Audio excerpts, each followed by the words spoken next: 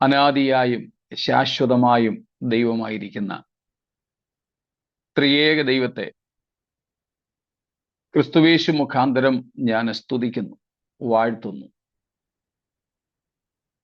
പലയിടങ്ങളിൽ നിന്ന് ദൈവ സന്നിധിയിൽ തിരുവചന പഠനത്തിനായി കൂടി വന്നിരിക്കുന്ന എല്ലാ വിശുദ്ധന്മാർക്കും ക്രിസ്തുവേശുവിൽ വന്ദനങ്ങളെ അറിയിക്കുകയാണ്. ദൈവം നമ്മോട് കനിഞ്ഞ് നമ്മെ ഒരുമിച്ച് ഇന്നും കൂട്ടിവരുത്തിയല്ലോ. സ്തോത്രം. നാം ഒരുമിച്ചുള്ള കൂട്ടായ്മയാൽ കർത്താവിന് മഹത്വവും നമുക്ക് ആത്മീയ വർധനവും ദൈവത്തോട് കൂടുതൽ അടുക്കുന്നതിനും ലോകത്തിൽ നിന്ന് കൂടുതൽ അകലുന്നതിനും കർത്താവ് സഹായിക്കുകയും ചെയ്യട്ടെ എന്ന് ദൈവത്തോട് ആഗ്രഹിക്കുന്നു. ദൈവത്തിന് സ്തോത്രം. നമ്മൾ പഠിച്ചുകൊണ്ടിരിക്കുന്നത് വെളിപ്പാട് പുസ്തകം 9-ാം അധ്യായമാണ്. 1 മുതൽ 11 വരെയുള്ള വാക്യങ്ങളായിരുന്നു നമ്മുടെ ചിന്താവിഷയം. അതിൽ 2 കാര്യങ്ങളാണ് നാം പ്രധാനമായും മനസ്സിലാക്കിയത്. ഒന്ന്, 7 കാഹളങ്ങൾ ഉള്ള ദൂതന്മാരിൽ 5-ാമത്തവൻ കാഹളം ഊതുന്ന ന്യായവിധിയുടെ സംഭവങ്ങൾ. 2-ാമത്തേത്, ഭാവിയിൽ ഉണ്ടാകുവാനുള്ള 3 കഷ്ടങ്ങളിൽ 1-ാമത്തെ കഷ്ടം. അപ്പോൾ 5-ാമത്തെ കാഹളവും 1-ാമത്തെ കഷ്ടവുമാണ് വെളിപ്പാട് 9-ാം അധ്യായം 1 മുതൽ 11 വരെയുള്ള വാക്യങ്ങളിൽ നാം കാണുന്നത്. അവിടെ 5-ാമത്തെ ദൂതൻ ഊതിയപ്പോൾ സ്വർഗത്തിൽ നിന്ന് ഭൂമിയിൽ വന്ന നക്ഷത്രം എന്ന വിശേഷണമുള്ള, അല്ലെങ്കിൽ നക്ഷത്രം എന്ന പ്രയോഗം കൊണ്ട് സൂചിപ്പിച്ച ഒരു ദൈവദൂതനെ കാണുന്നു. അദ്ദേഹം ദൈവത്തിന്റെ കയ്യിൽ നിന്ന് അഗാധകൂപത്തിന്റെ താക്കോൽ ലഭിച്ചവൻ എന്ന അളവിൽ ഒരു വീണുപോയ ദൂതനോ സാത്താന്യ ദൂതനോ അല്ല, ദൈവത്തിന്റെ വിശുദ്ധ ദൂതന്മാരിൽ ഒരുവൻ ആയിരിക്കും എന്ന് നമ്മൾ മനസ്സിലാക്കി. താൻ അഗാധകൂപം തുറക്കുന്നതും അതിൽ നിന്നും പുക പൊങ്ങുന്നതും സൂര്യനും ആകാശവും വരെ മൂടിപ്പോകുന്നതും നമ്മൾ കണ്ടു. അതേ തുടർന്ന് അഗാധകൂപത്തിൽ നിന്ന് വെട്ടുക്കിളികൾ പുറപ്പെടുന്നു. നാം മനസ്സിലാക്കി, ദൈവം പുരാതനം മുതൽ അഗാധകൂപത്തിൽ അടച്ചു സൂക്ഷിച്ചിരുന്ന പൈശാചിക ശക്തികളാണ് അവ എന്ന്, ദുരാത്മാക്കൾ ആണെന്ന്.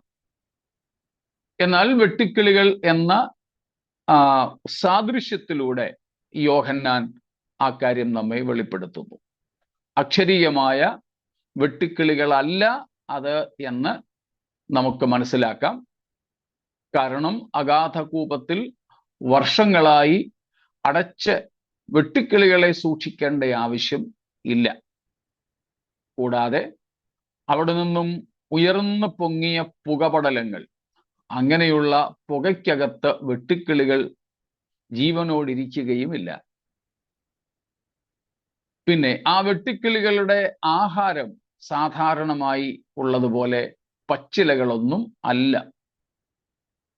അവയെ കൊണ്ടുള്ള ഉപയോഗം അക്കാലത്ത് ജീവിച്ചിരിക്കുന്ന ദൈവത്തിന്റെ മുദ്രയില്ലാത്ത മനുഷ്യരെ 5 മാസത്തേക്ക് വളരെയധികമായി ദണ്ഡിപ്പിക്കുക, കൊല്ലുക പോലും അല്ല, ദണ്ഡിപ്പിക്കുക എന്നുള്ളതാണ്.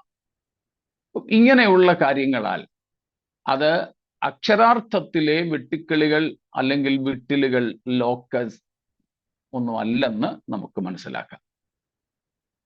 പകരം അന്ന് ജീവിച്ചിരിക്കുന്ന, മാനസാന്തരപ്പെടുവാൻ മനസ്സില്ലാത്ത, പാപത്തെ ഏറ്റവും അധികം സ്നേഹിക്കുന്ന, പാപത്തിൽ ജീവിച്ചിരിക്കുന്നതിനെ തിരഞ്ഞെടുക്കുന്ന മനുഷ്യരെ ദണ്ഡിപ്പിക്കുവാൻ വേണ്ടി ദൈവം ഉപയോഗിക്കുന്ന പൈശാചിക ശക്തികളാണ്. അത് നമ്മൾ അവിടെ നിന്നും കാണുന്നുണ്ട്. സ്തോത്രം. അവിടെ നിന്നും നമ്മളത് മനസ്സിലാക്കുന്നു. മുമ്പൊരിക്കൽ ഞാൻ പറഞ്ഞ വാൽവൂഡ് എന്ന് പറയുന്ന ഒരു പ്രവചന വ്യാഖ്യാതാവ് പറഞ്ഞിരിക്കുന്നത്, these locusts, they are a visual representation of the hordes of demons loosed upon the earth. They are a visual representation of the hordes of demons loosed upon the earth. വാൽവൂഡ് പറയുന്നത്, ഈ വെട്ടുക്കിളികൾ എന്ന് പറയുന്നത് ദൈവം ഭൂമിയിലേക്ക് ഭൂവാസികളെ ദണ്ഡിപ്പിക്കുവാൻ അഴിച്ചുവിടുന്ന ദുരാത്മ ശക്തികളുടെ ഒരു പ്രാതിനിധ്യമാണ്. ദുരാത്മശക്തികളുടെ ഒരു പ്രാതിനിധ്യമാണ്. They are just a representation of how demons will invade the world, the earth, and that also by the commandment of God. ദൈവകൽപ്പനയാലാണ് അത് സംഭവിക്കുന്നതും. സ്തോത്രം. അവർ ആരാധിച്ചു വന്ന ദുർഭൂതങ്ങൾ തന്നെ അവരെ പീഡിപ്പിക്കുന്ന ഒരു ചിത്രം. അവർ ആരാധിച്ചു വന്ന ദുർഭൂതങ്ങൾ 9:20 വാക്യത്തിൽ നിന്ന് നമ്മൾ ഇന്നലെ കണ്ടല്ലോ. അവരുടെ കൈപ്പണിയായ പലതിനെയും ദുർഭൂതങ്ങളെയും അവർ ആരാധിച്ചു വന്നു. അവകൾ തന്നെ അവർക്ക് ദോഷം വരുത്തുന്ന ഒരു ചിത്രമാണ് നാം കാണുന്നത്. മിസ്രയീമിലും ദൈവം ബാധകൾ അയച്ചപ്പോൾ തവളയും ഈച്ചയും നായീച്ചയും തുടങ്ങിയുള്ള സംഗതികളെയൊക്കെ അവിടെ അയച്ചത് ഒക്കെ അവരുടെ ദൈവങ്ങളായിരുന്നു. അവരുടെ ദൈവങ്ങളായി അവർ ആരാധിച്ചിരുന്ന ദൈവരൂപങ്ങൾ തന്നെ അവരെ ഒടുവിൽ പീഡിപ്പിക്കുന്നതും അവയെ കൂട്ടത്തോടെ കൊന്നൊടുക്കുന്നതുമൊക്കെ മിസ്രയീമിൽ ദൈവം ചെയ്തതാണ്. എന്ന് വെച്ചാൽ അതിലൂടെയും ദൈവം അവരോട് പറഞ്ഞത്, നിങ്ങളുടെ ദൈവങ്ങൾ, നിങ്ങൾ ദൈവങ്ങളെന്ന് പറഞ്ഞ് ആരാധിക്കുന്നവ നിങ്ങളെ സംരക്ഷിക്കുന്നവയല്ല, നിങ്ങളെ ഉപദ്രവിക്കുന്നവയാണ്, പീഡിപ്പിക്കുന്നവയാണ്. ഇന്നുമുണ്ടല്ലോ പല സ്ഥലങ്ങളിലും അവർ ആരാധിക്കുന്ന ആരാധനാമൂർത്തികൾ അവർക്കെതിരെ തിരിഞ്ഞ് അവരെ പീഡിപ്പിക്കുന്നത്. പരസ്യവേദി ആയതുകൊണ്ട് പേരുകൾ പറയുവാൻ എനിക്ക് പരിമിതികളുണ്ട്. ഈ ലോകത്തിൽ നമ്മുടെയൊക്കെ ചുറ്റുപാടുകളിൽ തന്നെ ഞങ്ങളുടെയൊക്കെ ശുശ്രൂഷയിൽ അങ്ങനെ പലപ്പോഴും ഉണ്ടായിട്ടുണ്ട്. അവർ ചോരയും നീരും കൊടുത്ത് സേവിക്കുന്ന ദൈവങ്ങൾ അവർക്കെതിരെ തിരിഞ്ഞ് അവരെ ഗ്രസിച്ച് അവരെ പിടിച്ച് അടിമകളാക്കി അവരെ പീഡിപ്പിക്കുന്നു. ദൈവശക്തിയാൽ അവ പുറപ്പെട്ടു പോകുമ്പോൾ ഞങ്ങൾ ഇന്നവരാണെന്ന് പറഞ്ഞൊക്കെ പോകുന്ന സമയങ്ങളുണ്ട്. അപ്പോഴൊക്കെയാണ് ഇവർ അതിശയിക്കുന്ന, ഇത്രയും നാളും ഞങ്ങൾ ചോരയും നീരും ഊറ്റിക്കൊടുത്ത് ഇവയൊക്കെ സേവിച്ചത് ഇതിനു വേണ്ടിയായിരുന്നു. ഇവിടെ അതാണ് ദൈവം വെളിപ്പെടുത്തി കാണിക്കുന്നത്. മിസ്രയീമിലും കർത്താവ് അതാ ചെയ്തത്. നിങ്ങളുടെ ദൈവങ്ങളാണ് നിങ്ങളെ പീഡിപ്പിക്കുന്നത്. നിങ്ങളുടെ ദൈവങ്ങളെ ദാ ഞങ്ങൾ കൊന്നു തള്ളുന്നു.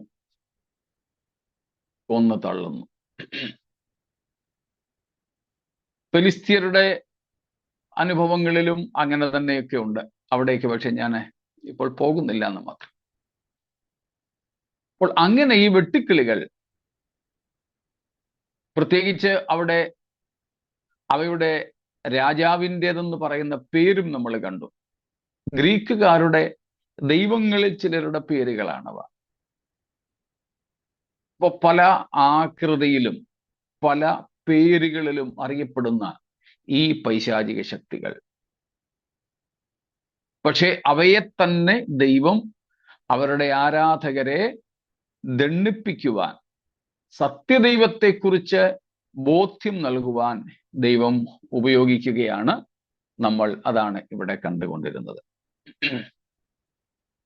ഇത്രയും കാര്യങ്ങൾ വ്യക്തമാണ് എന്ന് കരുതുന്നു. എന്തെങ്കിലും വിശദീകരണം കൂടുതൽ വേണമെങ്കിൽ ചോദിച്ചാട്ടെ, ഇല്ലെങ്കിൽ നമുക്ക് ആറാമത്തെ കാഹളത്തിലേക്ക് തിരിയാം, രണ്ടാമത്തെ കഷ്ടത്തിലേക്ക്.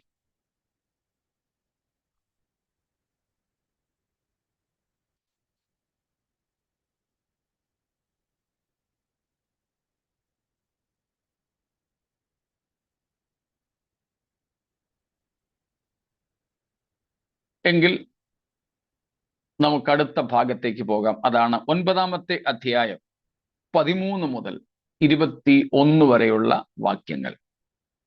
ആദ്യമായിട്ടാണ് നാം ആ ഭാഗത്തേക്ക് പോകുന്നത് എന്നതുകൊണ്ട് ആ വാക്യങ്ങൾ ഒന്ന് വായിക്കാമല്ലോ. Chapter 9 versus 13 to 21.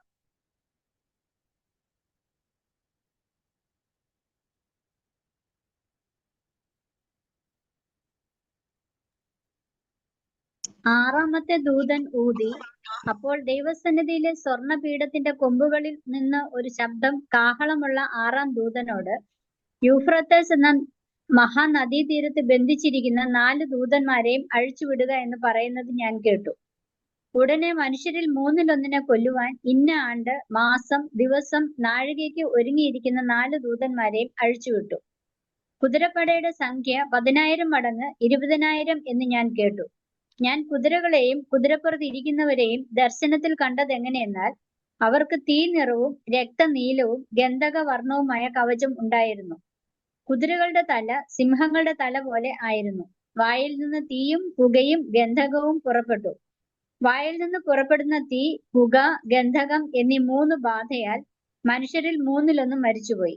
കുതിരകളുടെ ശക്തി വായിലും ആയിരുന്നു. വാല് സർപ്പത്തെ പോലെയും തലയുള്ളതും ആയിരുന്നു. ഇവയാൽ അത്രേ കേടുവരുത്തുന്നത്.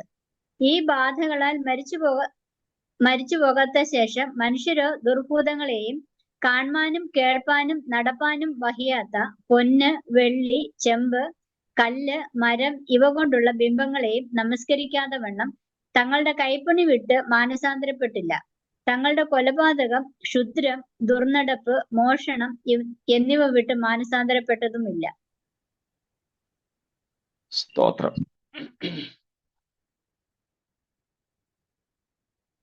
നാം 11-ാം വാക്യത്തോടുകൂടെ 1-ാമത്തെ കഷ്ടം കഴിഞ്ഞതായിട്ട് കാണുന്നു. 12-ാം വാക്യം അതിന് ആധാരമാണ്. 1-ാമത്തെ കഷ്ടം കഴിഞ്ഞു, 2-ാമത്തെ കഷ്ടം വരുന്നു. അതാണ് 13 മുതൽ ഇപ്പോൾ നാം വായിച്ച വാക്യങ്ങൾ. അവിടെ 2 കാര്യങ്ങൾ. ഒന്ന്, 2-ാമത്തെ കഷ്ടം. 2, 6-ാമത്തെ കാഹളം. The 6th trumpet and the 2nd woe. അതാണ് ഈ ഭാഗത്ത് നമ്മൾ കാണുന്നത്. 6-ാമത്തെ ദൂതൻ ഊതി. ആ സമയത്ത് നാം അവിടെ കാണുന്നത്, then the 6th angel sounded the trumpet. Then John heard a voice from the 4 horns of the golden altar which is before God. യോഹന്നാൻ ഇവിടെ ഒരു ശബ്ദം കേൾക്കുന്നു. ആ ശബ്ദം കേൾക്കുന്നു എന്നേ ഉള്ളൂ. ആ ശബ്ദത്തിന്റെ വിശദീകരണം നമുക്ക് തന്നിട്ടില്ല. എന്നാൽ നേരത്തെ ആ ശബ്ദത്തെ പറ്റി നമ്മൾ കണ്ടത് 1-ാം അധ്യായത്തിന്റെ 10-ാമത്തെ വാക്യത്തിൽ കാഹളത്തിനൊത്ത ശബ്ദമായിട്ട് താൻ പറയുന്നു. 4-1 നാം അങ്ങനെ തന്നെ കാണുന്നു. നാം ദൈവത്തിന്റെ ശബ്ദത്തെ പ്രധാനമായും 3 തരത്തിലാണ് ഇതിനോടകം കണ്ടു കഴിഞ്ഞത്. കാഹളനാദത്തിനൊത്ത ശബ്ദം, പെരുവെള്ളത്തിന്റെ ഇരച്ചിൽ പോലെ, ബഹുപുരുഷാരത്തിന്റെ ആരവം പോലെ. ദൈവശബ്ദത്തെക്കുറിച്ച് വെളിപ്പാട് പുസ്തകം വിശദീകരിക്കുന്ന 3 സംഗതികളാണിത്. നമ്മൾ നേരത്തെ പഠിച്ചു കഴിഞ്ഞതാണ്. അതുകൊണ്ട് റെഫറൻസുകളിലേക്ക് പോകുന്നില്ല. ഒന്ന് ആവർത്തിച്ചു പറഞ്ഞു എന്ന് മാത്രം. ട്രംപറ്റ് ലൈക്ക്, കാഹളനാദത്തിനൊത്ത ശബ്ദം. 2, ആസ് ഓഫ് മെനി വാട്ടേഴ്സ്, പെരുവെള്ളത്തിന്റെ ഇരച്ചിൽ പോലെ. പെരുവെള്ളത്തിന്റെ ഇരച്ചിൽ നമ്മൾ ഈ കഴിഞ്ഞ ദിവസങ്ങളിലും കേരളത്തിൽ കേട്ടതാണല്ലോ. ആർത്തലയ്ക്കുന്ന നാദം പോലെ, ഭീകരത ഉണർത്തുന്നത് പോലെ. ആ ശബ്ദം കേട്ട് പാതിരാത്രിയിൽ നിദ്രയുടെ ആഴങ്ങളായിരുന്നവർ പോലും ഉണർന്നു. വയനാട്ടിൽ ഉരുൾപൊട്ടലിൽ ഉണ്ടായ ശബ്ദം, ഏതെങ്കിലും ഡാമുകൾ തുറന്നാൽ വെള്ളച്ചാട്ടത്തിന്റെ ശബ്ദം. ഈ മഴക്കാലത്ത് പല സ്ഥലങ്ങളിലും മലയിൽ നിന്നും താഴേക്ക് ചാടുന്ന വെള്ളച്ചാട്ടങ്ങൾ, നീർച്ചാലുകൾ, പെരുവെള്ളത്തിന്റെ ഇരച്ചിൽ. നമ്മൾ വീട്ടിനകത്തിരിക്കുക, വെള്ളപ്പൊക്കമൊന്നുമില്ല, പക്ഷെങ്കിൽ ശക്തമായ മഴ പെയ്താലും എന്തോ ഒരു ശബ്ദമാ, നമുക്ക് ഒന്നും കേൾക്കാനൊക്കത്തില്ല. വല്ലതും പറഞ്ഞാൽ ആ മഴയൊന്ന് പെട്ടെന്ന് നിന്നാൽ ഹായ്, എന്തൊരു ശാന്തത. അപ്പോൾ പെരുവെള്ളത്തിന്റെ ഇരച്ചിൽ ഭയാനകത്വം ഉളവാക്കുന്നതാ, ബഹുദൂരം കേൾക്കുന്നതാ. മറ്റൊന്നാണ് ബഹുപുരുഷാരത്തിന്റെ ശബ്ദം. സ്തോത്രം. A sound or voice of a great multitude. ബഹുപുരുഷാരത്തിന്റെ. എന്തിനേറെ നമ്മുടെയൊക്കെ ഒരു മാർക്കറ്റിലേക്ക്, ഒരു ചന്തയിലേക്ക് പോയാൽ മതിയല്ലോ. ചന്തയ്ക്കകത്ത് കയറരുത്, വെളിയിൽ നിൽക്കണം. എന്തോ ഒരു ശബ്ദമായിരിക്കും. അവര് വെറുതെ ഉള്ളിക്ക് എന്താ വില, ഉരുളക്കിഴങ്ങിന് എന്താ വില, പച്ചമുളകിന് എന്താ വില, ഇതൊക്കെ ചോദിക്കുന്നതാ. അവര് ശാന്തമായി പറയുന്ന കാര്യങ്ങളാ. പക്ഷേ ഈ ശബ്ദമെല്ലാം കൂടെ ഒരുമിച്ച് പുറത്തേക്ക് പോകുമ്പോൾ എന്തോ ഒരു ശബ്ദം. നമ്മുടെയൊക്കെ യോഗങ്ങളിലുമുള്ള ശബ്ദം, ബഹുപുരുഷാരത്തിന്റെ ആരവം. അപ്പൊ ദൈവശബ്ദത്തെ വിശദീകരിക്കുവാൻ വെളിപ്പാട് പുസ്തകം ഉപയോഗിക്കുന്ന 3 പ്രയോഗങ്ങളാണിവ. കാഹളത്തിന്റെ ശബ്ദം, പെരുവെള്ളത്തിന്റെ മുഴക്കം, ബഹുപുരുഷാരത്തിന്റെ ആരവം പോലെ. അതുപോലെയുള്ള ഒരു ശബ്ദമാകാം ഇവിടെ 9:13 യോഹന്നാൻ കേൾക്കുന്നത്. സ്തോത്രം. യോഹന്നാൻ ഒരു ശബ്ദം. He heard a voice from the 4 horns of the golden altar. സ്വർണ ധൂപപീഠത്തിൽ നിന്ന്, അതിൻ്റെ 4 കൊമ്പുകളിൽ നിന്ന് യോഹന്നാൻ ശബ്ദം കേൾക്കുന്നു. ഇനിയും ദൈവമല്ല സംസാരിച്ചത് എങ്കിൽ കൂടെ, ദൂതന്മാര് മാത്രമാണ് സംസാരിച്ചതെങ്കിൽ കൂടെ ആ ശബ്ദം വളരെ ഗാംഭീര്യമുള്ളതാണ്. 5-ാം അധ്യായത്തിന്റെ തുടക്കത്തിൽ നമ്മൾ കണ്ടു, ഒരു വലിയ ദൂതൻ നിന്നുകൊണ്ട് വിളിച്ചു ചോദിക്കുന്നത്, ഈ പുസ്തകം വാങ്ങുവാനും അതിന്റെ മുദ്ര പൊട്ടിപ്പാനും യോഗ്യനായിട്ടാരുള്ളൂ. അപ്പോൾ ദൂതന്മാരുടെ ശബ്ദമായാൽ പോലും വളരെ ഗൗരവതരമായതും ഗംഭീരമായതുമാണ്. അതുകൊണ്ട് ഈ യാഗപീഠത്തിന്റെ 4 കൊമ്പുകളിൽ നിന്നും കേട്ട ശബ്ദം ഇനി ദൈവശബ്ദമല്ല എങ്കിൽ ഒരു ദൂതന്റെ ശബ്ദമാണ്. അതും വളരെ വലിയ ശബ്ദമായിട്ട് നമുക്ക് മനസ്സിലാക്കുവാൻ കഴിയും. സ്തോത്രം. വളരെ വലിയ ശബ്ദമായി കാണാം. ഏതായാലും യോഹന്നാൻ ആ ശബ്ദം ഇവിടെ കേൾക്കുന്നു. ദൈവത്തിന്റെ മുമ്പിലുള്ള സ്വർണ ധൂപപീഠത്തിൽ നിന്ന്, the golden altar. The golden altar is the altar of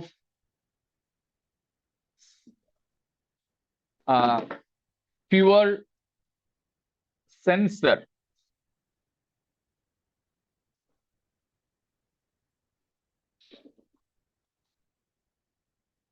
നമ്മൾ 8-ാമത്തെ അധ്യായത്തിൽ കണ്ടിരുന്ന ധൂപകലശം,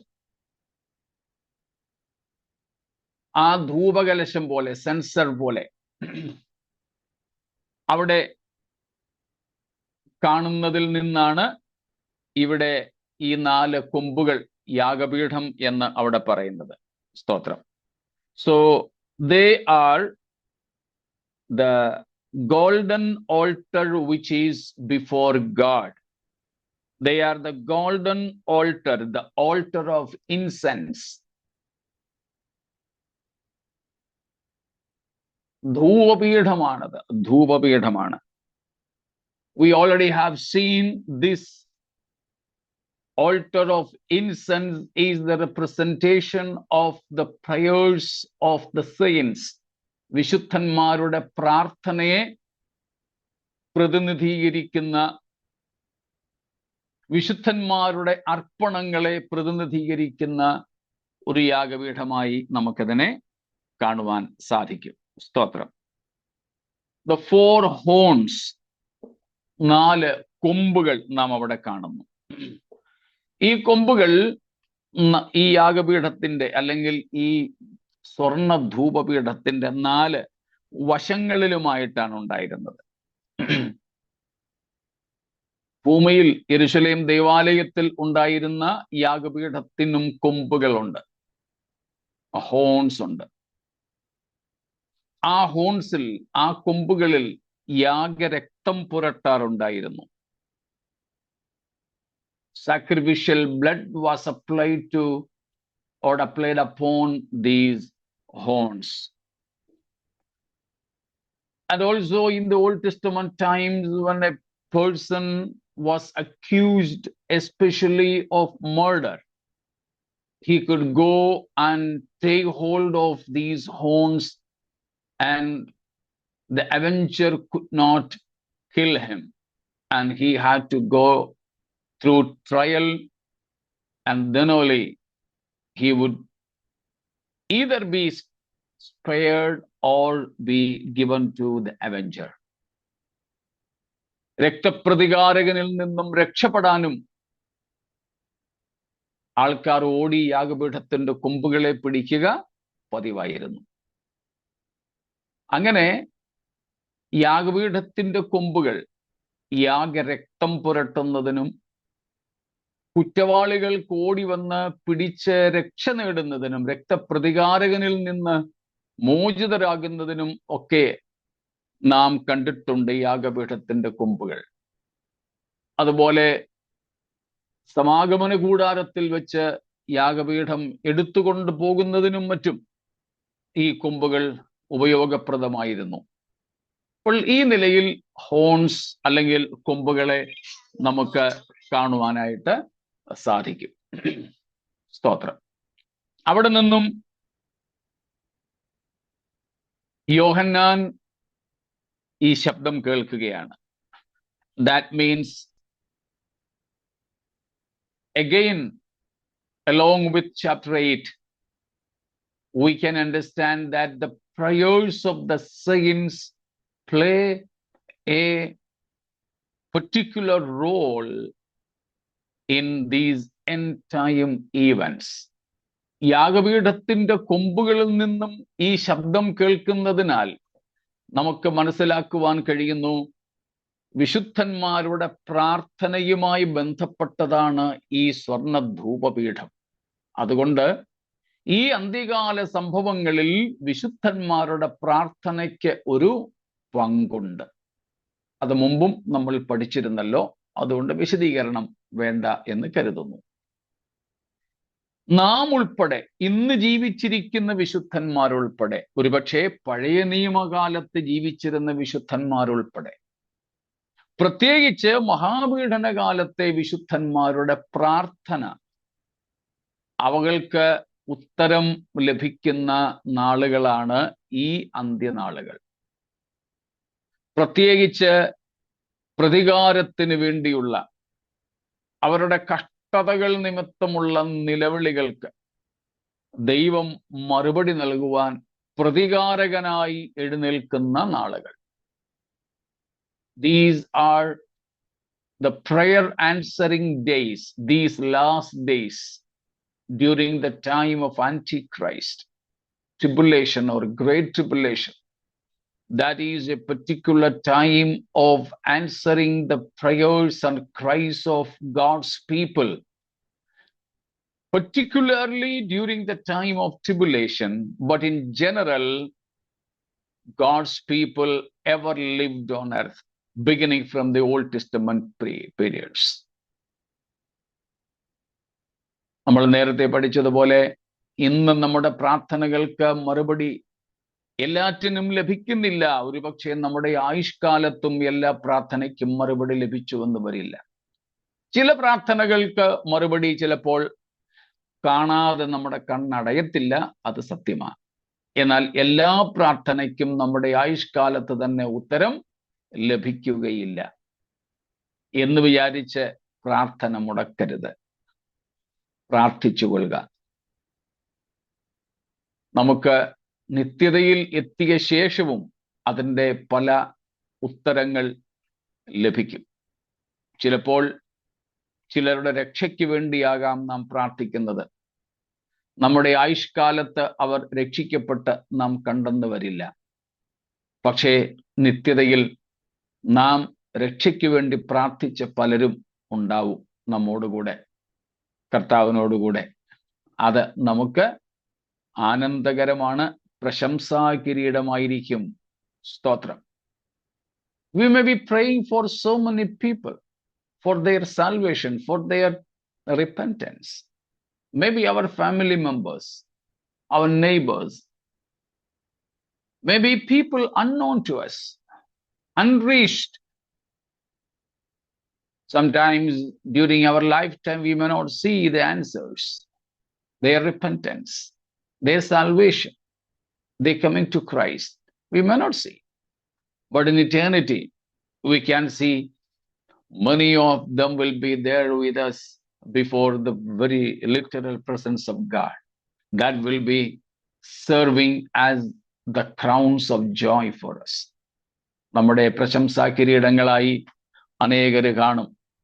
അതുകൊണ്ട് നമ്മുടെ പ്രിയപ്പെട്ടവർക്കായി, രക്ഷിക്കപ്പെട്ടിട്ടില്ലാത്തവർക്കായി പ്രാർത്ഥന നിർത്തണ്ട. നമ്മുടെ ആയുഷ്കാലത്ത് അവരൊക്കെ രക്ഷിക്കപ്പെട്ട് കാണാൻ നമുക്ക് ആഗ്രഹിക്കാം, അത് തന്നെ നമുക്ക് പ്രാർത്ഥിക്കാം. പക്ഷേ ചിലപ്പോൾ അങ്ങനെയല്ലെങ്കിലും നമ്മുടെ മരണശേഷവും നമ്മുടെ പ്രാർത്ഥന മറുപടി കൊണ്ടുവരും എന്നുള്ളത് സത്യമാണ്. സ്തോത്രം. അതാണ് നാം ഇവിടെ നിന്നും മനസ്സിലാക്കുന്നത്. യാഗപീഠത്തിന്റെ 4 കൊമ്പുകളിൽ നിന്ന് യോഹന്നാൻ ഒരു ശബ്ദം കേൾക്കുന്നു.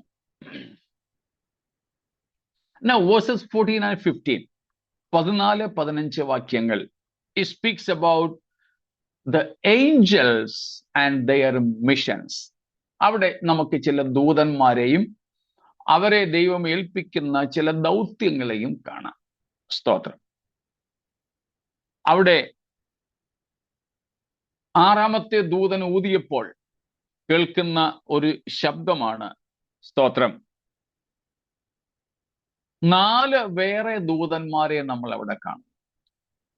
ആ ദൂതന്മാരോട് കൽപ്പിക്കുന്നു, release the 4 angels who are bound at the great river Euphrates. മഹാനദിയായ യൂഫ്രട്ടീസിന്റെ കരയിൽ കെട്ടിയിട്ടിരിക്കുന്ന 4 ദൂതന്മാരെ അഴിച്ചുവിടുക. So the 4 angels who had been prepared for the hour and day, month and year were released to kill 1/3 of mankind. നമ്മൾ ഇതിനു മുമ്പ് ഹരിതലോകം, സമുദ്രം, കുടി, നീര്,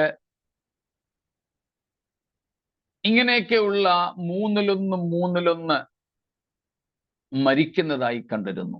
ഇവിടെ ഇപ്പോൾ ഇതാ മനുഷ്യജാതിയിൽ 3-1 കൊല്ലുവാൻ ദൈവം കൃത്യമായ സമയം നിശ്ചയിച്ച് ഏൽപ്പിച്ചിരിക്കുന്ന 4 ദൂതന്മാർ. അവരെ യൂഫ്രട്ടീസിന്റെ കരയിൽ നിന്നും അഴിച്ചുവിടുകയാണ്. A second group of angels who were chained now being released.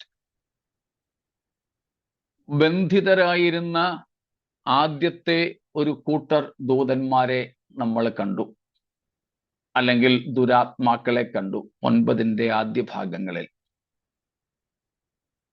അഗാധകൂപത്തിൽ നിന്നുമാണ് അവരെ അഴിച്ചുവിട്ടത്, തുറന്നുവിട്ടത്. ഇപ്പോൾ ഇതാ രണ്ടാമത്തെ ഒരു കൂട്ടർ, അടുത്ത ഒരു കൂട്ടം ദൂതന്മാർ, അവരെയും ബന്ധിച്ചിരിക്കുകയാണ്. അവരെയും ബന്ധിച്ചിരിക്കുന്നു യൂഫ്രട്ടീസ് നദിയുടെ കരയിലാണ്. അവരെ എന്തിനാ ബന്ധിച്ചിരിക്കുന്നത്? അവർക്കുള്ള ഒരു ദൗത്യം, അന്ന് ഭൂമിയിൽ ജീവിച്ചിരിക്കുന്ന മനുഷ്യരിൽ 1/3 കൊന്നുകളയുക. അതിന് പ്രത്യേക സമയമൊക്കെ കുറിച്ചിട്ടുണ്ട്.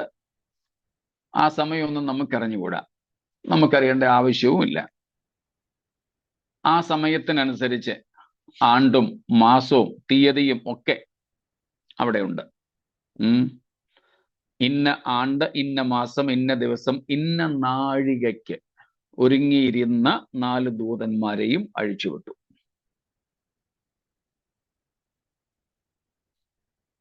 അപ്പോൾ ഈ യാഗപീഠത്തിൽ നിന്ന് കേട്ട ശബ്ദം ഈ ദൂതന്മാരെ അഴിച്ചുവിടുക എന്നുള്ളതായിരുന്നു.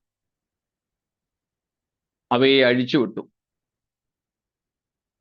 അഴിച്ചുവിട്ടപ്പോൾ വിട്ടത് 4 ദൂതന്മാരെയാണ്. പക്ഷേ 16-ാമത്തെ വാക്യത്തിൽ വായിക്കുന്നത് കുതിരപ്പടയുടെ സംഖ്യ 10,000 മടങ്ങ് 20,000 എന്ന് ഞാൻ കേട്ടു. ഈ 4 ദൂതന്മാരെ അഴിച്ചുവിട്ടപ്പോൾ അവരുടെ കൂട്ടത്തിൽ ഒരു വലിയ സൈന്യവും ഉണ്ടെന്നാണ് ഇതിൽ നിന്നും മനസ്സിലാക്കുന്നത്. അപ്പോൾ ഈ 4 ദൂതന്മാർ ആ സൈന്യങ്ങളുടെ നേതാക്കന്മാർ മാത്രമായിരുന്നു. ഇവരുടെ കീഴിൽ പ്രവർത്തിച്ച, മനുഷ്യരെ കൊന്നുകളയുവാൻ വേണ്ടി ഈ ദൂതന്മാർ ഉപയോഗിച്ച ഒരു വലിയ സൈന്യമുണ്ട്, കുതിരപ്പട. അവരുടെ സംഖ്യ 10,000 മടങ്ങ് 20,000. 17-ാം വാക്യത്തിൽ കാണുന്നു അവരുടെ രൂപഭാവങ്ങൾ. കുതിരകൾ, കുതിരപ്പുറത്തിരിക്കുന്നവർ, അവർക്ക് തീനിറം, രക്തനീല നിറം, ഗന്ധകവർണമായ കവചമുണ്ടായിരുന്നു. കുതിരകളുടെ തല സിംഹങ്ങളുടെ തല പോലെ. അവയുടെ വായിൽ നിന്ന് തീയും പുകയും ഗന്ധകവും പുറപ്പെട്ടു. അവ നിമിത്തം ഉണ്ടായ ബാധയാൽ മനുഷ്യരിൽ 1/3 മരിച്ചുപോയി. ഇവിടെയും കുതിരകളുടെ ശക്തി അവയുടെ വാലിലും വായിലുമായിരുന്നു. വാല് സർപ്പത്തെ പോലെ തലയുള്ളതും ആയിരുന്നു. ഇവയാൽ അത്രേ കേടുവരുത്തുന്നത്. ഈ 4 ദൂതന്മാർ അവരുടെ കീഴിൽ പ്രവർത്തിക്കുന്ന അസംഖ്യം, അതാണ് 10,000 മടങ്ങ് 20,000 എന്നതുകൊണ്ട് അർത്ഥമാക്കുന്നത് ഇൻന്യൂമറബിൾ, അസംഖ്യം കുതിരച്ചേവകർ. എന്നാൽ ആ കുതിരകളുടെയും കുതിരച്ചേവകരുടെയും രൂപഭാവത്തിൽ നിന്ന് നമുക്കൊരു കാര്യം മനസ്സിലാകും. ഇവരും ലിറ്ററൽ, അക്ഷരീയമായിട്ടുള്ളവരാണോ?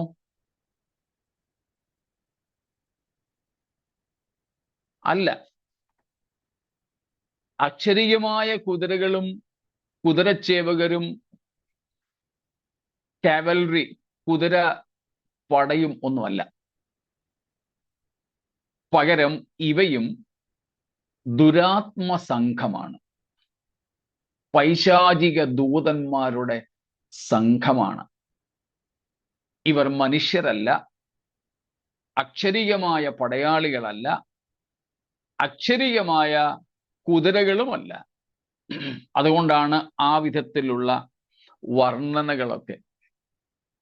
സിംഹത്തിന്റെ തലയുള്ള കുതിരയെ നമ്മൾ എവിടെയെങ്കിലും കണ്ടിട്ടുണ്ടോ? ഇല്ല.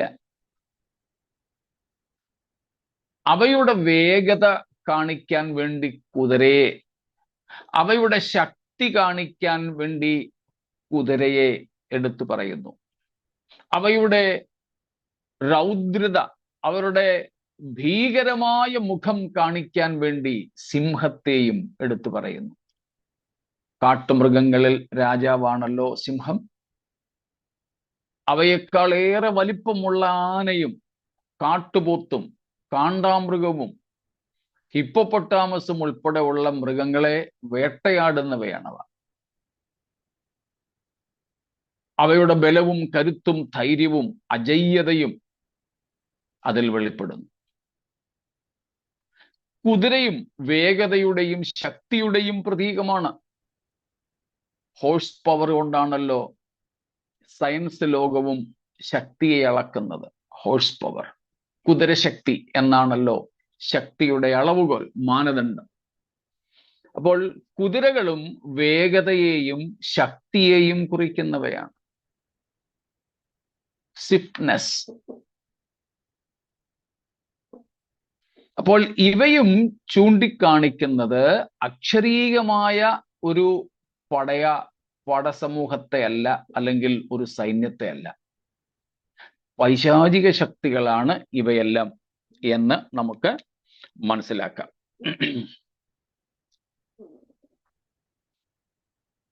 ഈ യൂഫ്രട്ടീസ് നദി നമുക്ക് ഉൽപ്പത്തി 4-ാം അധ്യായം മുതൽക്ക് കാണപ്പെടുന്ന നദിയാണ്. യൂഫ്രട്ടീസ് ഉൽപ്പത്തി മുതൽ വെളിപ്പാട് വരെ വളരെ പ്രാധാന്യതയോടെ നിലനിൽക്കുന്നു. ഈ യൂഫ്രട്ടീസ് ഉണങ്ങാൻ പോവുകയാണ്. യൂഫ്രട്ടീസ് നദി ഉണങ്ങിയിട്ട് കിഴക്ക് നിന്നുള്ള രാജാക്കന്മാർക്ക് യുദ്ധത്തിനായി വഴിയൊരുക്കാൻ പോകുന്നു എന്ന് നമ്മൾ കഴിഞ്ഞ ദിവസങ്ങളിൽ കണ്ടു. ഇനി നമ്മൾ നോക്കാൻ പോകുന്നുണ്ട് അടുത്ത ചില അധ്യായങ്ങളിൽ. So the Euphrates was boundary between Rome and Parthian empires. പാർത്യർക്കും റോമക്കാർക്കും ഇടയിൽ അതിർ നിശ്ചയിക്കുന്ന നദിയായിരുന്നു യൂഫ്രട്ടീസ് നദി. യൂഫ്രട്ടീസ് ബൈബിൾ ചരിത്രത്തിൽ വളരെ പ്രാധാന്യം അർഹിക്കുന്ന ഒരു നദിയാണത്. സ്തോത്രം. So here, chapter 9, 1-11, we have the first demonic invasion upon the inhabitants of the earth. Here in chapter 9, 13-21, we have the description of second demonic invasion. 9-1 വരെ മനുഷ്യജാതിയിന്മേൽ പൈശാചിക ശക്തികളുടെ ആക്രമണവും വാഴ്ചയും ഒന്നാമത്തെ ഭാഗം കാണുന്നെങ്കിൽ, പൈശാചിക ശക്തികൾ രണ്ടാമത് മനുഷ്യജാതിയെ കീഴ്പ്പെടുത്തുന്ന, ആക്രമിക്കുന്ന വിവരണമാണ് ഇപ്പോൾ നമ്മൾ കണ്ടുകൊണ്ടിരിക്കുന്ന 9-13 മുതൽ 21 വരെയുള്ള വാക്യങ്ങൾ. സ്തോത്രം. ഓക്കെ, ഇവിടെ ഈ പൈശാചിക ശക്തികളുടെ നേതൃത്വം വഹിക്കുന്ന 4 ദൂതന്മാർ. പൈശാചിക ശക്തികൾക്കും നേതാക്കന്മാരുണ്ട്. അത് ഇവിടുത്തെ പ്രവർത്തനങ്ങൾക്ക് വേണ്ടിയാണ്, അവയുടെ ആക്ടിവിറ്റീസിന് വേണ്ടി. ഭയങ്കര ഭരണ സംവിധാനമുള്ള ഒരു സർക്കാരാണ് സാത്താൻ്റേത്.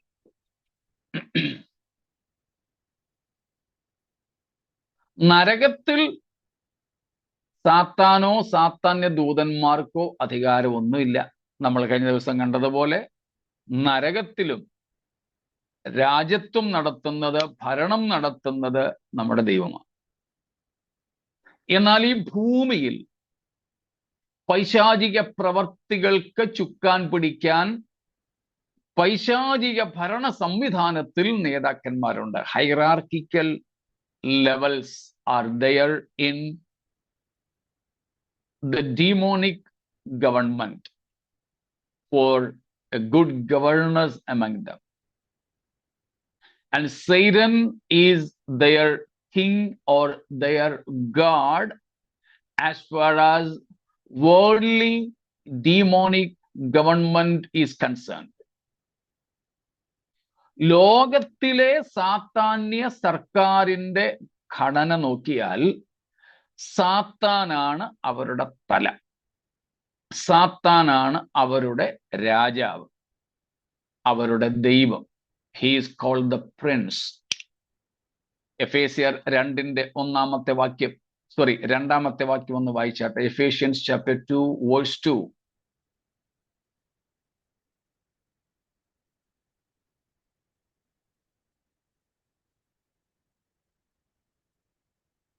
കിട്ടിയില്ലേ? And you hath he quickened who were dead in trespasses and sins, wherein in time past ye walked according to the course of this world, according to the prince of the power of the air, the spirit that now worketh in the children of disobedience. See, the devil is called over there the prince of the power of the air. The prince of the power of the air. ആകാശത്തിന്റെ അധിപതിയായവൻ, അധികാരങ്ങളുടെ അധിപതിയായവൻ. So Satan is called the prince of the power of the air. 2 Corinthians 4:4, 2 കൊരിന്ത്യർ 4:4.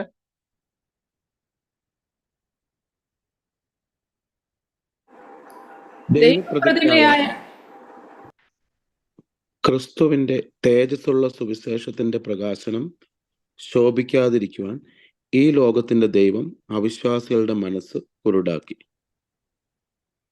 ഈ ലോകത്തിന്റെ ദൈവമെന്നാണ് സാത്താൻ അവിടെ അറിയപ്പെടുന്നത്. ഈ ലോകത്തിന്റെ ദൈവം. സ്തോത്രം.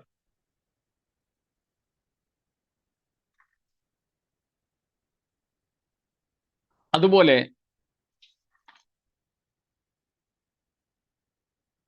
യേശുക്രിസ്തു അവനെ വിളിച്ചത് ഈ ലോകത്തിന്റെ പ്രഭു എന്നാണ്. പ്രിൻസ് ഓഫ് ദിസ് വേൾഡ്, ഈ ലോകത്തിന്റെ പ്രഭു.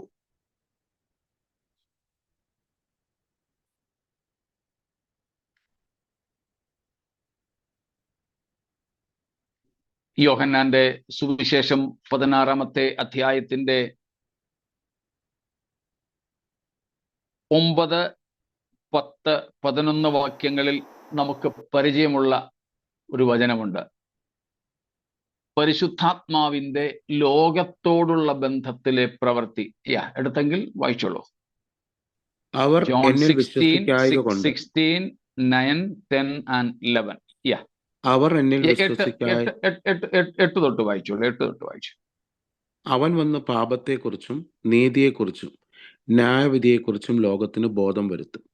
അവർ എന്നിൽ വിശ്വസിക്കായ കൊണ്ട് പാപത്തെക്കുറിച്ചും ഞാൻ പിതാവിന്റെ അടുക്കൽ പോകുകയും നിങ്ങൾ ഇനി എന്നെ കാണാതിരിക്കുകയും ചെയ്യുന്നത് കൊണ്ട് നീതിയെക്കുറിച്ചും ഈ ലോകത്തിന്റെ പ്രഭു വിധിക്കപ്പെട്ടിരിക്കുക കൊണ്ട് ന്യായവിധിയെക്കുറിച്ചും തന്നെ. കണ്ടോ? ഇനിയും 14:30 കൂടെ വായിച്ചു. 14 verse 30. John 14:30. 14:30 കൂടെ. അത് ഞാൻ ഇനി നിങ്ങളോട് വളരെ സംസാരിക്കുന്നില്ല. ലോകത്തിന്റെ പ്രഭു വരുന്നു, അവൻ എന്നോട് ഒരു കാര്യവുമില്ല. ലോകത്തിന്റെ പ്രഭു. ഈ 2 ഭാഗങ്ങളിലും കണ്ടോ? 14:30 യോഹന്നാൻ 16:11 യേശു സാത്താനെ വിളിക്കുന്ന പേര് ലോകത്തിന്റെ പ്രഭു, പ്രിൻസ് ഓഫ് ദിസ് വേൾഡ്. നമ്മൾ പ്രധാനപ്പെട്ട 3 പേരുകൾ സാത്താന്റേത് കണ്ടു. യേശു അവനെ വിളിച്ചിരിക്കുന്നത് ലോകത്തിന്റെ പ്രഭു. പൗലോസ് എഫേസ്യർ 2:2 അവനെ വിളിച്ചിരിക്കുന്നത് ഈ അന്ധകാരത്തിന്റെ ലോക അധിപതി എന്ന, അല്ലെങ്കിൽ ആകാശത്തിലെ ശക്തികൾക്ക് അധിപതിയായവൻ. കൊരിന്ത് ലേഖനത്തിൽ പൗലോസ് അവനെ വിളിച്ചത് ഈ ലോകത്തിന്റെ ദൈവമെന്ന്. അപ്പോൾ ഈ ലോകത്തിലെ സാത്താന്യ പ്രവർത്തികളുമായി ബന്ധപ്പെട്ട് നോക്കിയാൽ സാത്താനാണ് സാത്താന്യ ലോകത്തിന്റെ അധിപതി, അല്ലെങ്കിൽ രാജാവ്, അല്ലെങ്കിൽ ദൈവം. പക്ഷെ നരകത്തിൽ സാത്താൻ എന്തില്ല? അധികാരങ്ങൾ ഒന്നുമില്ല. നമ്മൾ മിനിയാൻ അതേപ്പറ്റി കണ്ടു. Satan has some authority, some influence here on earth, here in this world. Here on earth പറയുന്നതിനേക്കാളിലും here on this world, ഈ ലോകത്തിൽ എന്ന് പറയുന്നതാണ് ഉത്തമം. കാരണം ഈ ലോകത്തിലാണ് അവന്റെ ഭരണ സംവിധാനം ഇന്നും നിൽക്കുന്നത്.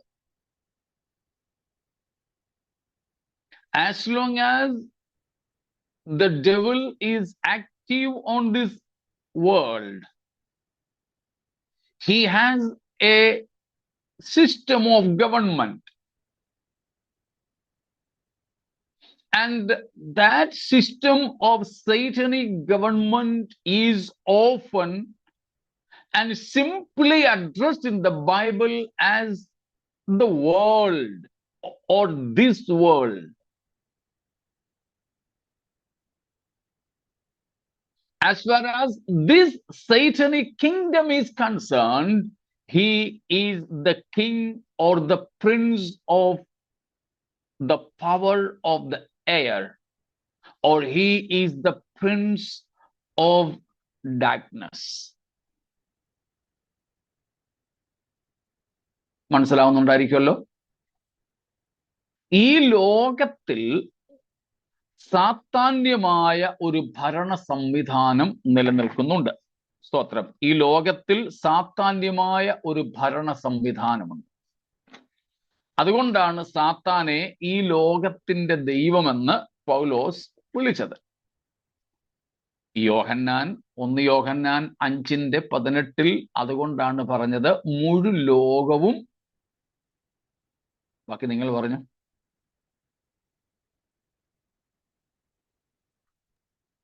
അവന്റെ ദുഷ്ടന്റെ അധീനതയിൽ കിടക്കുന്നു. The whole world is under the reign of the wicked. Satan is also called the wicked. Definite article ഓടുകൂടെ. The wicked, ദുഷ്ടൻ. അപ്പൊ ഈ ലോകത്തെ സംബന്ധിച്ച് ഒരു സാത്താന്യ ഭരണ സംവിധാനം ഉണ്ട്. ലോകത്തിലുള്ള മുഴുവൻ ഭരണ സംവിധാനങ്ങളിലും വെച്ച് ഏറ്റവും വ്യവസ്ഥാപിതമായ ഭരണ സംവിധാനമാണ് സാത്താൻ്റേത്. അതിൽ ഹൈറാർക്കി, അതിൽ അധികാര പദവികളുണ്ട്, അധികാര വികേന്ദ്രീകരണമുണ്ട്. അതിൻ്റെ തലപ്പത്തിരിക്കുന്നവനാണ് അതിൻ്റെ അധിപതി, അതിൻ്റെ ദൈവം, അതിൻ്റെ രാജാവ് ആയിരിക്കുന്നവനാണ് സാത്താൻ. സാത്താന് കീഴിൽ പ്രാധാന്യമനുസരിച്ച് ദൂത വിന്യാസമുണ്ട്. അവയെക്കുറിച്ചൊക്കെയാണ് എഫേസ്യർ 6-ാം അധ്യായത്തിൽ പൗലോസ് പറഞ്ഞത്. നമുക്ക് പോരാട്ടമുള്ളത് ജഡരക്തങ്ങളോടല്ല എന്ന് പറഞ്ഞതിന് ശേഷം ആ കാര്യങ്ങളൊക്കെ പൗലോസ് വ്യക്തമാക്കുന്നു. അങ്ങനെയുള്ള ഭരണ സംവിധാനങ്ങളിൽ നേതാവായിരിക്കുന്നത് സാത്താനാണ്. അവൻ അതിന്റെ രാജാവ്, അന്ധകാരത്തിന്റെ അധിപതി, ലോകത്തിന്റെ പ്രഭു, ഈ ലോകത്തിന്റെ ദൈവം. അങ്ങനെ സാത്താന്യമായ അധികാരത്തിന്റെ പരിധിയിൽ നിന്ന് പ്രവർത്തിക്കുന്ന ലോകവ്യവസ്ഥകളെയാണ് വേദപുസ്തകം ഈ ലോകം എന്നതുകൊണ്ട് അർത്ഥമാക്കുന്നത്. അതുകൊണ്ടാണ് ബൈബിൾ പറയുന്നത് ഈ ലോകത്തിന് ദൈവമക്കൾ അനുരൂപരാകരുതെന്ന്. അതുകൊണ്ടാണ് യോഹന്നാൻ പറഞ്ഞത് ഈ ലോകത്തെയും അതിലുള്ളതിനെയും സ്നേഹിക്കരുതെന്ന്. കാരണം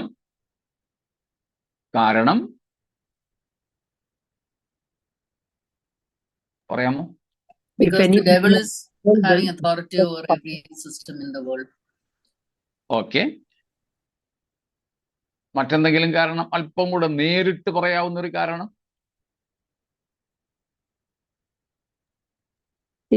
If any man love the world, the love of the Father is not in him.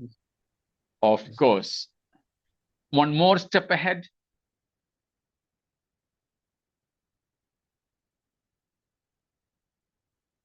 ഒരു ചുവടും കൂടെ മുമ്പോട്ട്, അതേ വിഷയത്തിൽ, അതേ നിലയിൽ തന്നെ, അതേ വാക്യത്തിൽ നിന്ന് തന്നെ.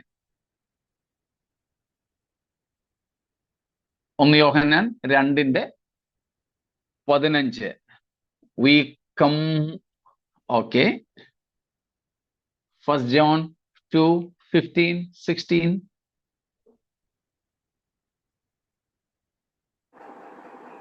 ലോകത്തെയും ലോകത്തിലുള്ളതിനെയും സ്നേഹിക്കരുത്. ഒരുവൻ ലോകത്തെ സ്നേഹിക്കുന്നുവെങ്കിൽ അവനിൽ പിതാവിന്റെ സ്നേഹമില്ല. ജഡമോഹം, അത്രയും നമ്മൾ പറഞ്ഞു. ആലീസാന്റെ മുമ്പേ അത് പറഞ്ഞു. ഇനിയും അടുത്തതാ.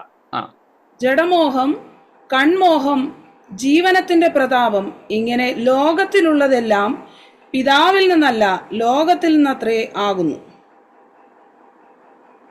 അടുത്തതെന്താണ്? ഈ ലോകത്തിലുള്ളതൊന്നും എവിടെ നിന്നല്ല ഉത്ഭവിച്ചിരിക്കുന്നത്? പിതാവിൽ നിന്നല്ല, ദൈവത്തിൽ നിന്നല്ല. പിതാവ് എന്നവിടെ പറഞ്ഞതിന്റെ അർത്ഥം ദൈവത്തിൽ നിന്നല്ല. നമ്മുടെ പിതാവായ ദൈവത്തിൽ നിന്നും ഉത്ഭവിക്കാത്തതാണ് ഈ ലോകത്തിലുള്ളതൊക്കെ.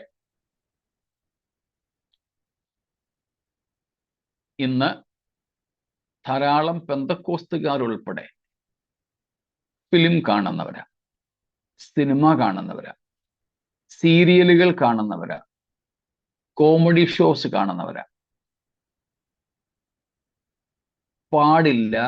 പാടില്ല എന്ന് ഞങ്ങളെപ്പോലെയുള്ളവരൊക്കെ പ്രസംഗിക്കാറുണ്ട്. ഇന്ന് ചില സഭകളുടെ ആനുവൽ പ്രോഗ്രാമിൽ പെടുന്നതാണ് വർഷത്തിൽ 2 പ്രാവശ്യം സിനിമ തിയേറ്ററിൽ പോയി സഭയായിട്ട് കാണുക എന്ന്. പ്രത്യേകിച്ച് യൂത്ത് പാസ്റ്റർമാരും ഒക്കെയുള്ള ചില ആധുനിക സഭകളിലെ യൂത്ത് ആനുവൽ പ്രോഗ്രാമിന്റെ ഭാഗമാണ് വർഷത്തിൽ 2 പ്രാവശ്യമെങ്കിലും യൂത്ത് പാസ്റ്റർ ചർച്ചിലുള്ള യൂത്ത്സിനെ എല്ലാം കൊണ്ട് തിയേറ്ററിൽ പോയി ചില സിനിമ കാണുക. ഇനി എത്ര മോഡേണൈസേഷൻ വന്നാലും,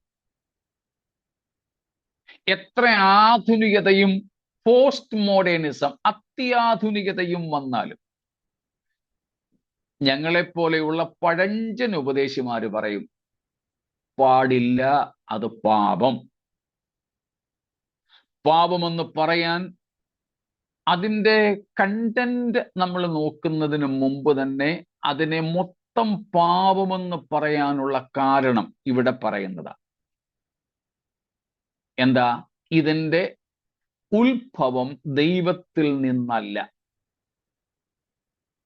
ദൈവത്തിന്റെ എതിരാളിയായ സാത്താനിൽ നിന്നും ഉത്ഭവിക്കുന്നതാണ് ലോകത്തിന്റെ വ്യവസ്ഥിതികൾ.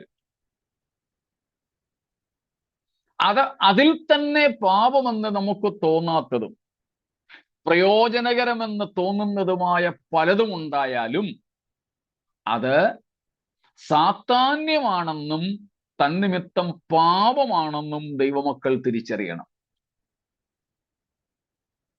കേരളത്തിൽ ജീവിക്കുന്നവർക്കും മലയാളം വാർത്തകൾ കാണുന്നവർക്കും ഇന്ന് ഞാൻ ഈ പറഞ്ഞത് അധികം വിശദീകരണം കൂടാതെ പെട്ടെന്ന് മനസ്സിലാക്കാം. കേരള അല്ലെങ്കിൽ മലയാള സിനിമാ ലോകം ഇന്ന് കടന്നു പോകുന്ന സ്ഥിതി ഞാൻ വിശദീകരിക്കാതെ നിങ്ങൾക്കറിയാമായിരിക്കും. ഇല്ലെങ്കിൽ ചുമ്മാ അതൊരു ഓൺലൈൻ പത്രമായാലും ഇന്ന് മീറ്റിംഗ് കഴിഞ്ഞിട്ട് ഒന്ന് നോക്കണം. അതിലെ 90% വാർത്തകളും ഇതുമായി ബന്ധപ്പെട്ടതാണ്. ഇതുവരെ സെലിബ്രിറ്റീസ് ആയിരുന്ന പലരും ഇന്ന് തലയിൽ ചാക്കിട്ടുകൊണ്ട് എവിടേക്കോ ഒളിക്കുന്നു. രാഷ്ട്രീയ നേതാക്കന്മാർ ഉൾപ്പെടെ പലരും രാജിവെക്കുന്നു. ഭയങ്കര കോളിളക്കം, ടർമോയിൽ നടന്നുകൊണ്ടിരിക്കുക കേരളത്തിൽ. അതിൻ്റെ ആ ചിത്രം തന്നെ ഇതൊന്നും ദൈവത്തിൽ നിന്നുള്ളതല്ല, ഈവൻ കൾച്ചറൽ, സാംസ്കാരികമായതുപോലുമല്ല എന്ന് വ്യക്തമാക്കുന്നു. കേരളത്തിൽ ഓടിയ പ്രധാന സിനിമകളിൽ ചിലതിനെ ആധാരമാക്കി എത്ര കൊലപാതകങ്ങൾ നടന്നെന്ന് നിങ്ങൾക്കറിയാമോ? പല കൊലപാതകങ്ങളും മറ്റു പല കുറ്റകൃത്യങ്ങളും വരുമ്പോൾ പത്രത്തിൽ ഞാൻ വായിക്കുന്നത് ഇന്ന സിനിമ മോഡലിൽ ചെയ്തു, ഇന്ന സിനിമ മോഡലിൽ. ഞാൻ മനസ്സിൽ ഒത്തിരി വേദനിച്ചിട്ടുണ്ട്. ഈ സിനിമ മോഡലിൽ ഇത്രയധികം ക്രൈംസ്, കുറ്റകൃത്യങ്ങൾ നടന്നിട്ടും എന്തുകൊണ്ട് ആ സിനിമകളെ പിന്നെയും സർക്കാർ അനുവദിക്കുന്നു, കോടതികൾ അനുവദിക്കുന്നു? കൊലപാതകവും മറ്റു പല സെക്ഷുവൽ ക്രൈംസും ഫിനാൻഷ്യൽ, സാമ്പത്തികമായ ഒത്തിരി തിരിമറികളും ഒക്കെ നടന്നിട്ടും അതിൻ്റെയൊക്കെ ഒരു ക്ലൈമാക്സിലേക്ക് ഇപ്പോൾ കേരള സിനിമ വന്നുകൊണ്ടിരിക്കുക. ഉദാഹരണം മാത്രം ഞാൻ ചൂണ്ടിക്കാണിച്ചെന്നേ ഉള്ളൂ. ജഡമോഹം, കൺമോഹം, ജീവനത്തിന്റെ പ്രതാപം എന്നിങ്ങനെ ലോകത്തിൽ ഉള്ളതൊന്നും ആരിൽ നിന്നല്ല? പിതാവിൽ നിന്നല്ല. പിന്നെവിടെ നിന്നാ?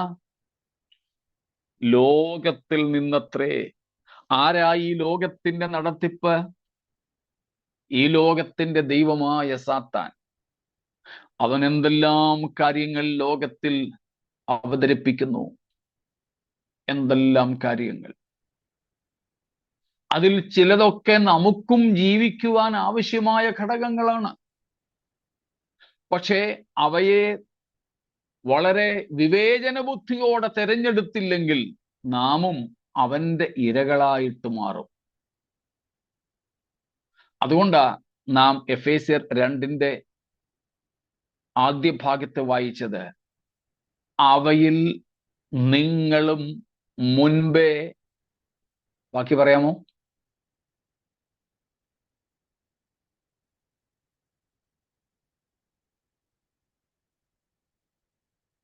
ഇവിടെ നിങ്ങളില്ല. He walked according to the course of this world. This world. You also in those days walked according to the course of this world.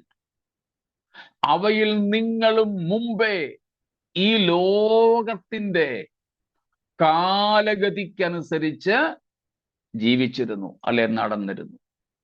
കണ്ടോ, ഈ ലോകത്തിന്റെ കാലഗതി, the course of this world, controlled by, governed by, even owned by the devil. A blood-bought person, a blood-washed saint should not be a partaker in those franchises. സാത്താന്റെ ഫ്രാഞ്ചൈസികളിൽ നാം ആരും പങ്കാളികളാകരുത്. കാരണം നാം യേശുവിന്റെ രക്തത്തിന്റെ വിലകളും യേശുവിന്റെ രക്തത്താൽ കഴുകൽ പ്രാപിച്ചവരുമാണ്. വിനോദത്തിന് വേണ്ടി, എന്റർടൈൻമെന്റ്സിന് വേണ്ടി, ടൈം പാസ്, സമയം കളയാൻ വേണ്ടി, ബോറടി മാറ്റാൻ വേണ്ടി, ജസ്റ്റ് ഒരു രസത്തിന് വേണ്ടി, ചെറിയൊരു സൂത്തിങ്ങിന് വേണ്ടി സാത്താന്റെ ഫ്രാഞ്ചൈസികളിൽ ഞാനും നിങ്ങളും പങ്കാളികളാകരുത്.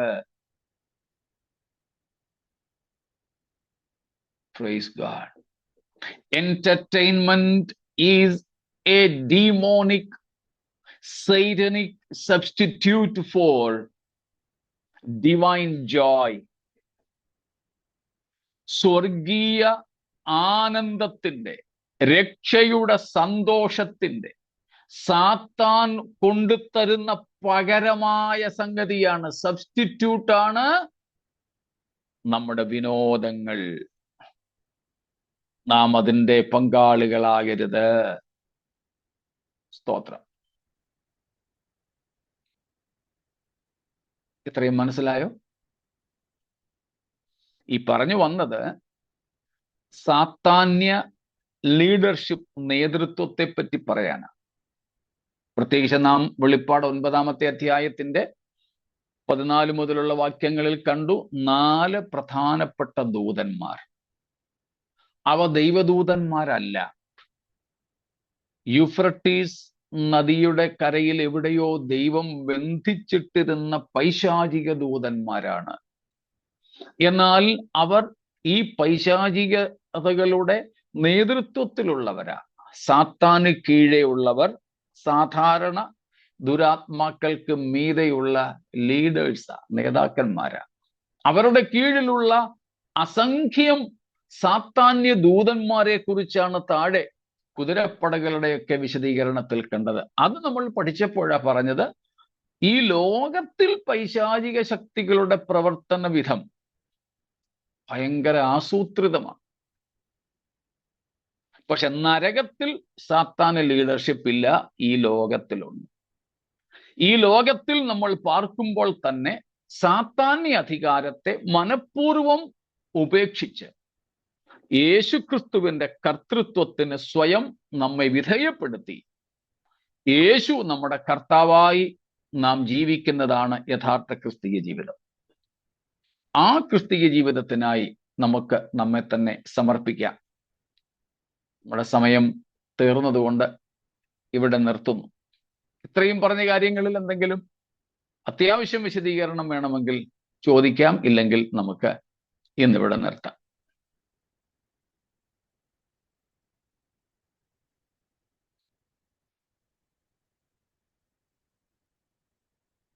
ശരി, ഒന്നുമില്ല എങ്കിൽ നമ്മുടെ യേശുവിൻ്റെ കർത്തൃത്വത്തിന് നമ്മെ തന്നെ സ്വയം വിധേയപ്പെടുത്തി സാത്താന്യമായ യാതൊരു ചരക്കുകളും നമുക്ക് വേണ്ടെന്ന് വെച്ച് അവയെ മുഴുവനും നാം ഉപേക്ഷിച്ച് കർത്താവിനുള്ളവരായി തന്നെ നിലനിൽക്കാം. ഈ വചനങ്ങളാൽ ദൈവം നമ്മെ അനുഗ്രഹിച്ച് നമ്മുടെ കർത്താവിൻ്റെ വരവനായി ഒരുക്കുമാറാകട്ടെ. സ്തോത്രം.